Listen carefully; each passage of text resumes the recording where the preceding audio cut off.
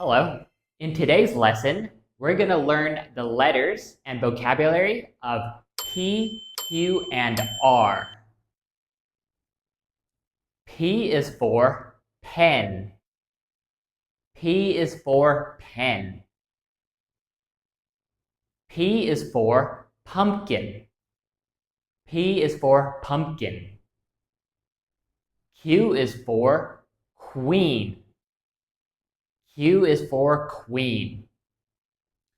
Q is for quilt. Q is for quilt. R is for river. R is for river. R is for robot. And R is for robot. Do you remember these words? Pen, pumpkin, queen, quilt, river, and robot. That's it for today. I'll see you guys next time.